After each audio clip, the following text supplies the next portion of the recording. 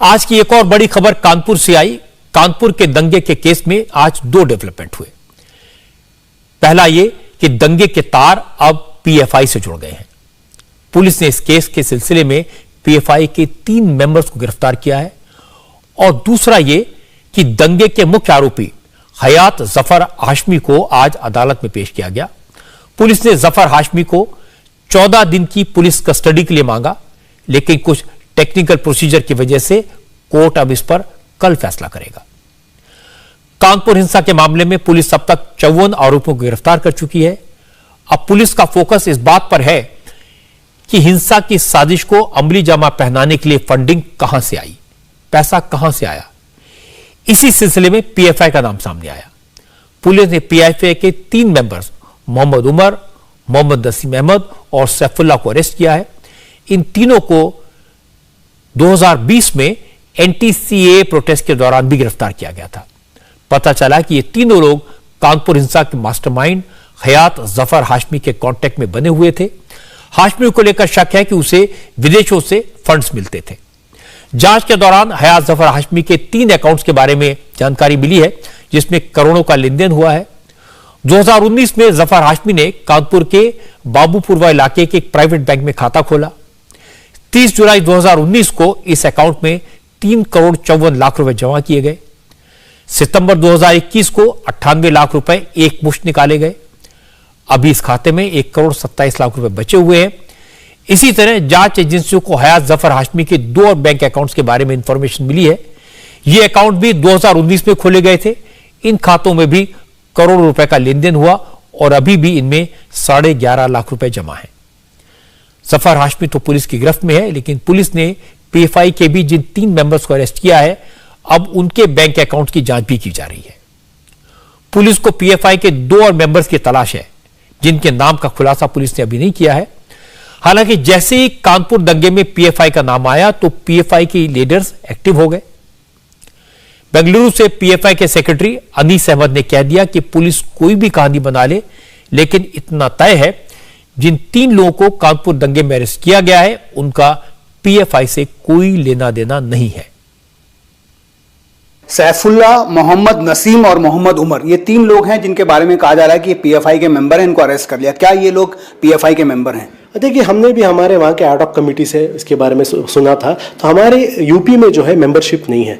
जैसे हमने 2020 में भी जब ये सीए का मास्टरमाइंड पूरा आ रहा था, उस वक्त हमने एक प्रेस कॉन्फ्रेंस करके दिल्ली में भी हमने बताया था कि यूपी में पॉपुलर फ्रंट ऑफ इंडिया की मेंबरशिप नहीं है, सिर्फ एक एडॉक कमेटी है।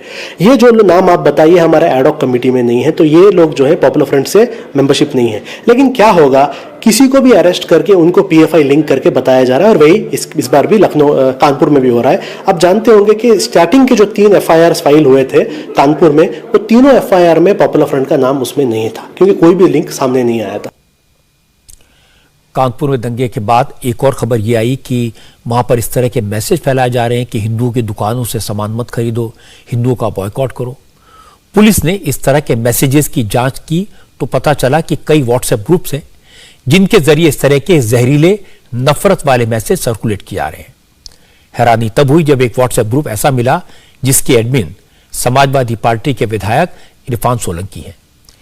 इस ग्रुप में भी हिंदू कारोबारियों का बॉयकॉट करने, मुसलमान हिंदू व्यापारियों से सामान न खरीदें जैसे मैसेजेस सर्कुलेट हो रहे हैं। इस बात को लेकर चर्चा इसलिए ज्यादा हुई क्योंकि सुबह सुबह कानपुर के दंगे के मास्टरमाइंड हयात जफर हाशमी की एक तस्वीर सामने आई, जिसमें हाशमी समाजवादी पार्टी के 2 विधायकों अमिताभ वाजपेयी और इरफान सोलंकी के साथ दिखाई दे रहे हैं। इसीलिए हमारे संवाददाता पवन नारा इरफान सोलंकी के पास पहुंचे। हिंदू कारोबारियों के बॉयकॉट को लेकर सर्कुलेट किए जा रहे व्हाट्सएप मैसेजेस के बारे में पूछा तो समाजवादी पार्टी के एमएलए ने कहा कि व्हाट्सएप ग्रुप में तो कोई भी किसी को एडमिन बना सकता है, न उन्होंने इस तरह का कोई मैसेज देखा और न इस तरह की हरकतों को वो सपोर्ट करते हैं। एक मैसेज आपके ग्रुप में सर्कुलेट हुआ जिसमें लिखा गया है बाइकॉट। लाला Dayaram, Rabri Bhandar, Atul Bansilal, Sumit Phalwala, DP cold drink वाला, गुप्ता कूलर वाला, मुसलमान भाइयों से गुजारिश है कि इनकी दुकानों से कोई भी चीज ना खरीदें। इस तरह के मैसेज को कितना ठीक और कितना गलत मानते हैं? कि मजहब नहीं सिखाता है आपस में बैर रखना, और हिंदी है वतन हिंदुस्तान हमारा। तो ये बैर करने का संदेश जिस ग्रुप में दिया गया, आप उसके में एडमिन हैं? हम एडमिन हो सकते हैं, मान लेंगे आपकी बात, पर ग्रुप क्रिएटर नहीं है। Is a huge difference. और समझदार व्यक्ति हैं आप। आपके अभी इसी मोबाइल में 500 ग्रुप निकल आएंगे जिसमें आप हो सकता है 10, 20, 50 में एडमिन हो और आपको मालूम ही हो कि ग्रुप बना कब है, और शायद उन ग्रुप में आपने उसको खोला भी नहीं होगा। अगर ग्रुप में ऐसा चला, पर पुलिस के पास तो सारी अभी यही मैसेज अगर आप मेरे ग्रुप में खोलेंगे तो अगर मैंने देखा होगा तो जो एडमिन होगा उसको पता जाए किसने देखा किसने नहीं देखा, तो ये तो पता चल ही जाता है। अच्छा, आपने देखा भी नहीं? मुझे तो मालूम भी नहीं है, मैं 1200 ग्रुप में हूँ। यानी आपको इस मैसेज के बारे में कोई जानकारी? ना मुझे कोई जानकारी नहीं है, ना मुझे इल्म है। मैंने जो बात कही ये छोटे लोग, छोटी सोच की बात है। वो आएगा अभी आप दिल्ली से आए हैं, रास्ते में कहीं रुके होंगे, चाय पी होगी, कहीं रुक के पेट्रोल दिलवाया होगा, आपने ना उसका मजा पूछा होगा ना उसने आपका मजा पूछा होगा।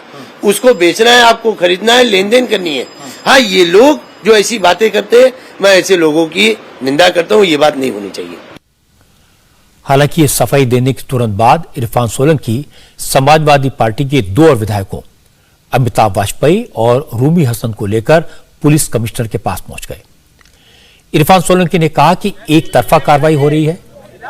समाजवादी पार्टी के विधायकों ने पुलिस कमिश्नर को दिए गए मेमोरेंडम में कहा कि एक्शन वन साइडेड ना हो।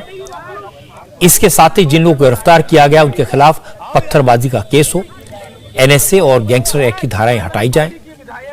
हालांकि पुलिस कमिश्नर ने साफ कह दिया कि आरोपियों के खिलाफ एक्शन लेने में किसी तरह का भेदभाव नहीं किया जा रहा है।